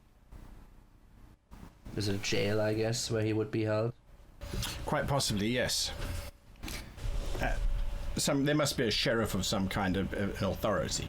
A simple questioning of any of the armed guards, and you can see these clusters of six warriors. They're everywhere, wandering around. They always seem to be going somewhere. None of them are just standing. But I just say maybe we should split up while I do this. You kind of try to find him. We obviously had an appointment with him to strike a deal with the halflings. So we are worried as we found out what happened to him. Sounds Yes. like a good plan. Okay. Sounds like a reasonable, yeah. How about Jorek and I at least go to, as we might be the ones, at least somewhat versed in Drow legal practices. Yes. Just be sure not to tell them the truth. I'll won't be speaking as much as usual. No. I'll make notes. And make sure you don't find out if he actually did do it, because then you'll have to tell Oh them. yes, true. Well, I think that if we are a legal appointed council, we will be executed if we don't tell them if we know that he's guilty. Yes. But I Otherwise, think no. people in general who are not involved in the defensive team, I don't think that would be an issue. Yet. We're going to need some accommodation as well. Can you fix that, Gon? I suppose so. C2 hotel or whatever. Look for the biggest, brightest tower. Big mushroom. Not sure what they have here. Right. All right, so Sekhet, what are you going to do whilst Con goes off to find accommodations and the team go off to find out about the halfling and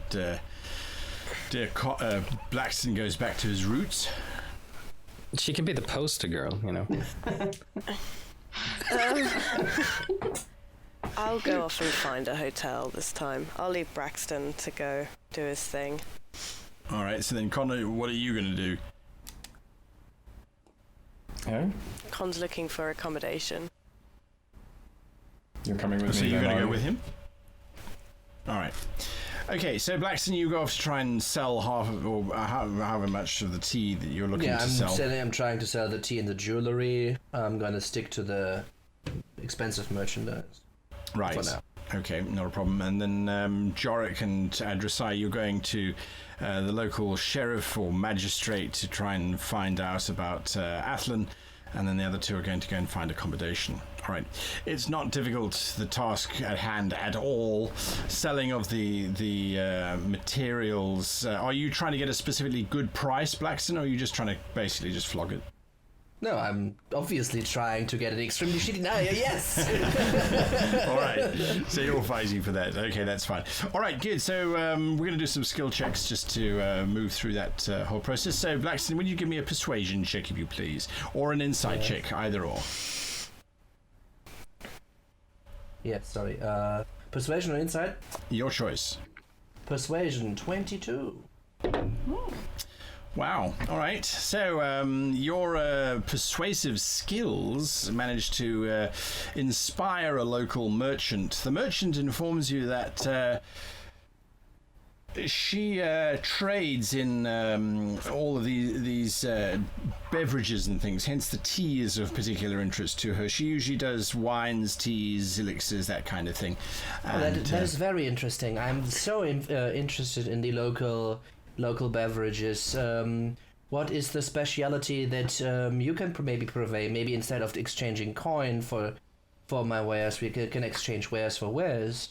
There you go. So yes, you start And I would say in this way we could circumvent certain taxes, of course. Ah, right. So you play the actual businessman as you start to try and set up we're not using money, so we can't be taxed, right? Absolutely. Just friends giving each other tea. Just giving like each other friends do. tea, absolutely. Absolutely right, so that's what you're doing. Jorek and Adru'sai, you guys ask a patrol where you would speak to someone about a criminal who you may or may not know, you're concerned about type of thing.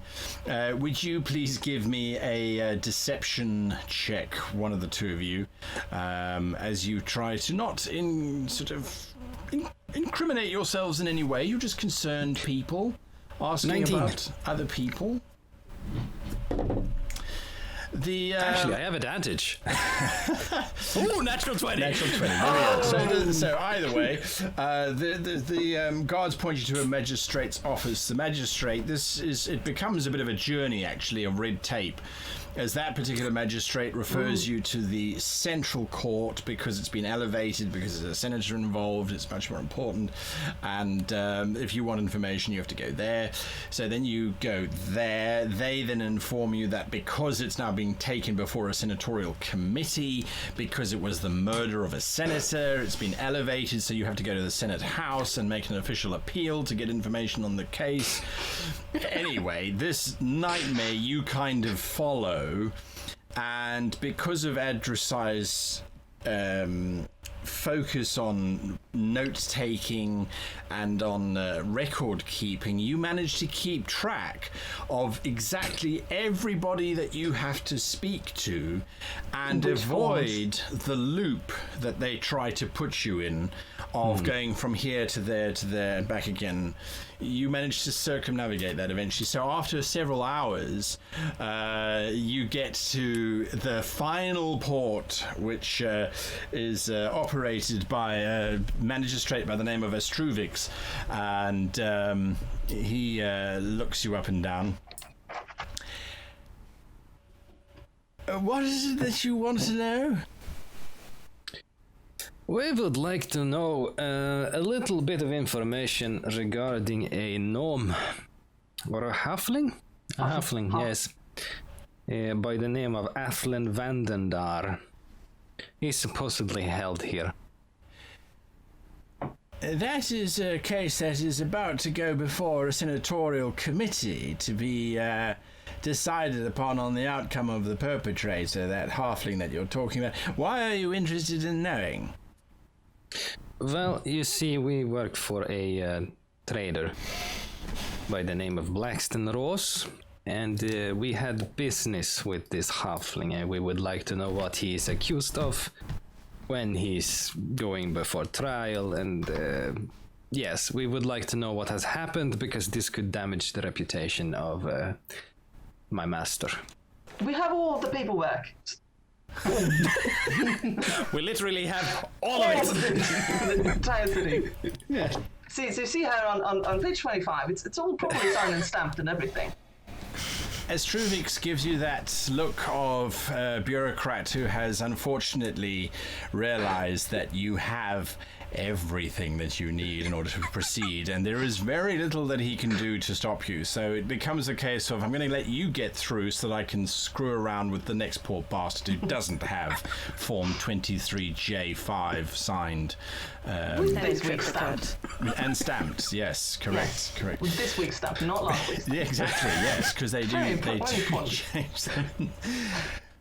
You learn that Athlin Vandendar has been held in the central prison of Corsinii, and that the charges against him are particularly bleak. He admits that he went to Senator Tolrius's estate. He admits that he was with the senator when the senator drank the poison. He admits that he watched the senator die. The only part that he says he's innocent on is the fact that he claims that he did not give the senator the poison. However, the poison was found in his room, a room that had been provided for him by the senator, whilst he was staying at the senator's estate. As a result, the case is a fairly open and shut one. The only thing that makes it interesting is that it is an opportunity, and this you find out, by the way, because you happen to have this week's stamp, so they were particularly impressed with that. The filing clerk who is handling this particular bureaucratic nightmare tells you this in confidence. The only reason why this case is actually going to a senatorial committee is because Senator Vix is using it to grandstand one of his projects, and he needs financial support from the Senate. This case is going to get that for him, because Senator Tolrius was a very respected member of the Geological Society, and the man who puts away his murderer, well, who gets the murderer executed, because that's the ultimate outcome for murder within the Drow Imperium, is a man who will have great standing within the Senate and will be able to basically ask for pretty much anything he wants. Senator Vix has got a very large project on the go and needs as much funding as he can get.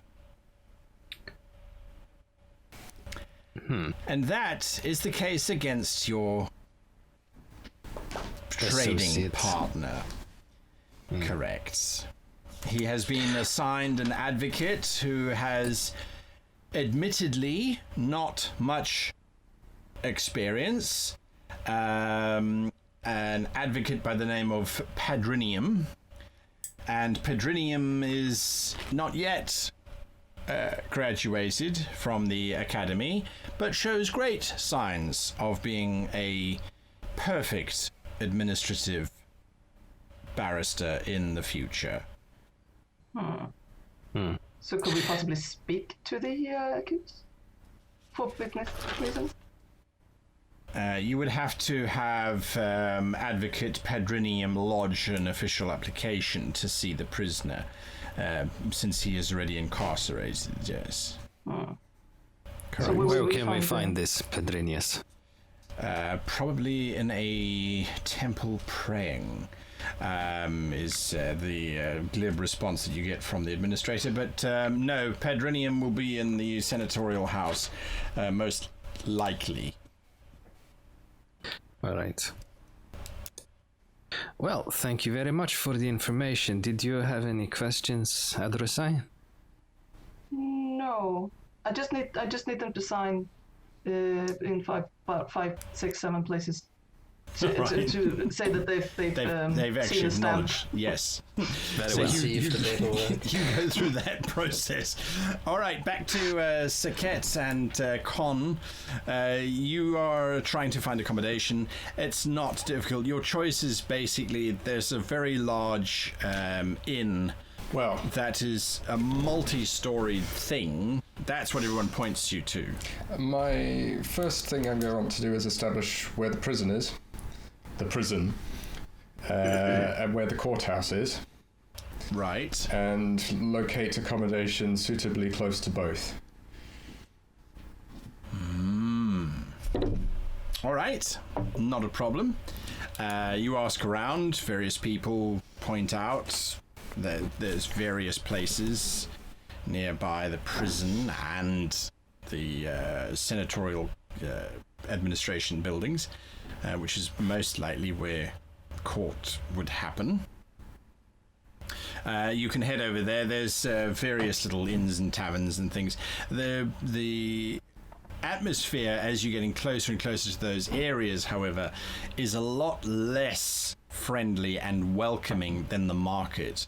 So in the market, although you had groups of Drow moving around very purposefully from stalls to stalls to stalls, now that you're outside from that main sort of commerce area, now the few Drow that you see generally are hurrying from point A to point B. They don't linger whatsoever. Those patrols of 6 armed men, you watch as they march past you, they slow down considerably as they're marching past, and you get this distinct impression that they are giving you the once-over, looking, checking to see what's going on. There's a Sekhet female, and there's a human male wandering around this area.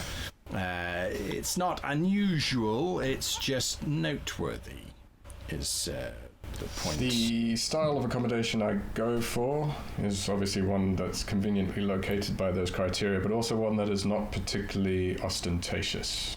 One very sort of Workman. low-key. All right. And you are booking how many rooms? 5. 5 rooms. All right. Between the two of you, would you please give me either an insight or a deception check?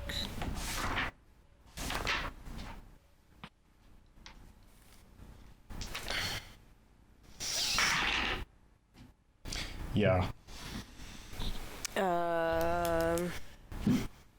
So good?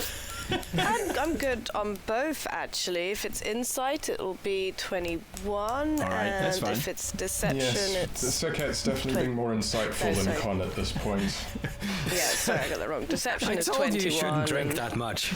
And insight is 22. So which one would you like to use today? So either way, the innkeeper is asking certain questions, which at first you were being deceptive and sort of spy-like, but eventually you start to get to the point where you're just answering questions, and Sekhet has to step in every now and again and say, well, that's not... you remember, we're here as traders for Blaxton. We're trading down here, right? So eventually she sort of navigates the line of questioning, so the innkeeper will quite happily book you 5 rooms. It's not a problem. And that comes right. So after several hours, the 5 of you managed to reconvene in the market space, I suppose. You wanted something, Con? After booking the rooms, yes, I want to establish how news is disseminated in the city. Newspapers, town criers, how does news get about?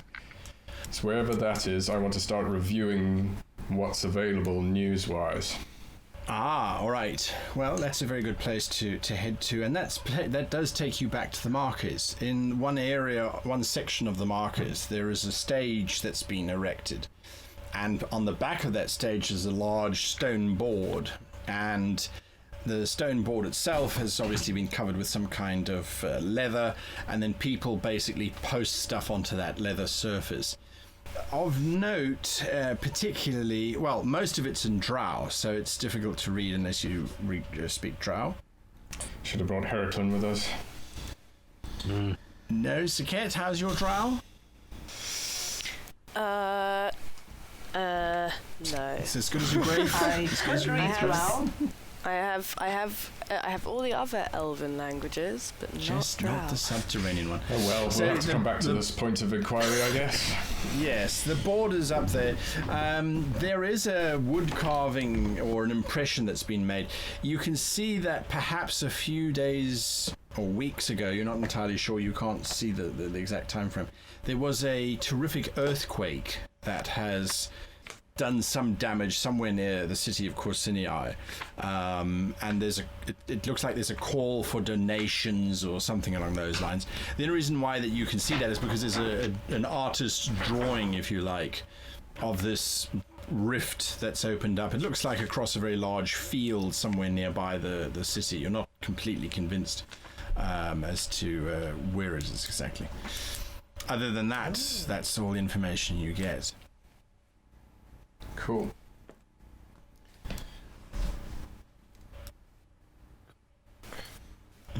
It's at that point that the five of you eventually then meet up in the market space, I suppose. Or do you not meet up? I don't know what your plans are. So. Well, they won't know where our accommodation is, so we'll have to Right. go find them. Yes, we need to find each other. All right. That's probably where we parted ways. I hope we came up with a mutual meeting point in case we all get lost before we just went our separate ways. Right, you should have thought of that. Right. So there's some general confusion, but it's not too difficult to spot a Cathar. Well, it's difficult to spot a Cathar because they're not very tall, but to spot this motley crew, you kind of all kind of regather at the market, as that was the last place that you were all together. And as you come together to relay the information about the accommodation, the magistrate's visit, Blaxton, your conclusion to your negotiation is Yes. that this particular trader, the two of you have established that if you can continuously supply them with tea from the surface, they're happy to supply you with a fungal coffee that they make down here, which apparently is very popular upstairs, at a fairly equitable exchange rate, which will be profitable for both of you. So, Perfect. Exactly what I had in mind. correct. Her supplier, this trader, it's a female.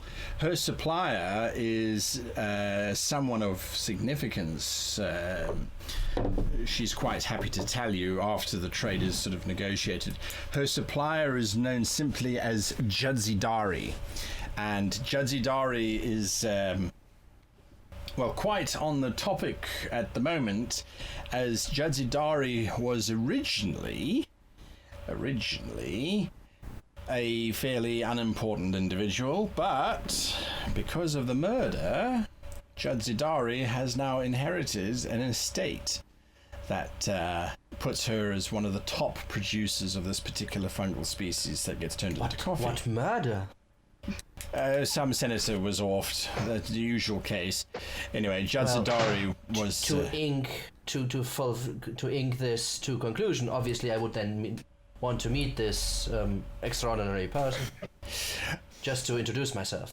absolutely, and the trader will try and arrange something. Judgement is bound to be in the city of Corsinii shortly. The trial starts in 4 days' time. Although perhaps some discretion, it was her father who was murdered, and hence her inheriting the estate. Judgement is a female too. Okay. Yes, Judgement is. Judgement Tulrius is her official title.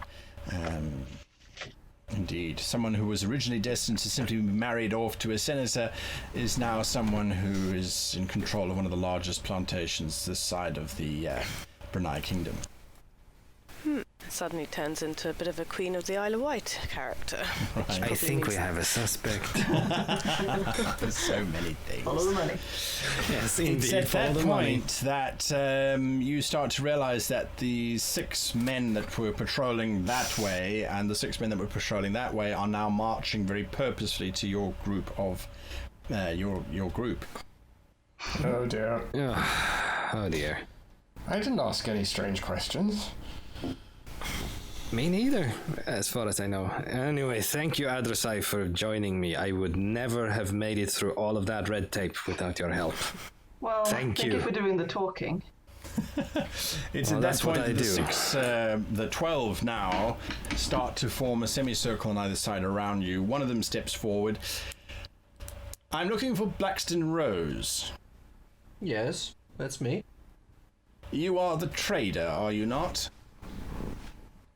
And I just finished concluding some business, indeed. Correct. There is an individual within the Senate who would speak with you. You will come with us. Of course, that's not a problem. Please make sure that these things come true. And We'll Con. handle it. And Con, would you accompany me? Of course. The senator was fairly emphatic. She does not want anybody else, Mr. Rose, simply yourself. And what Senator Vestasius wants, Senator Vestasius gets. Of course.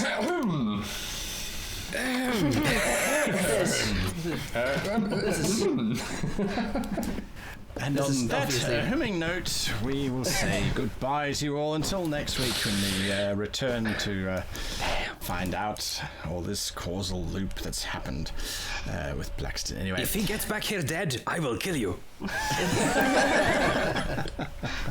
anyway, thank you for watching. If you hang around for the post-game review, it's about to happen. Dice of Destiny will tell us who is going to give us a review first. Number 5, 1, 2, 3, 4, 5. That's Jenny. We start off with you, Jenny. What did you think?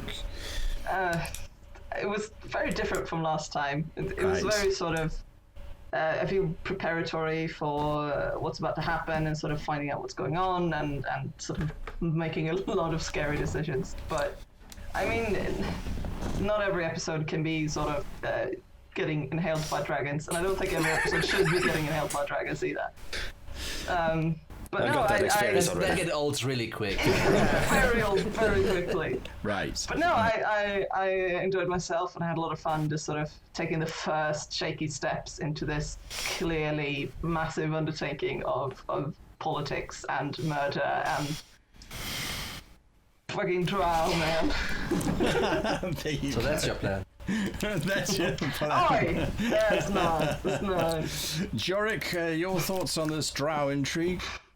Oh, I am enjoying myself greatly. A murder mystery. Come on, I work in the police in real life. This is fantastically fun. I love all this intrigue. I love investigation. I love getting to use Jorek in what he's actually good at, which is like law, deception, this kind of subterfuge thing. It is great fun. I think everyone is starting to get into their character too, because I noticed that everyone kind of starts to get comfortable in their roles, and everyone is starting to take more room, and it's great. I'm a happy cat.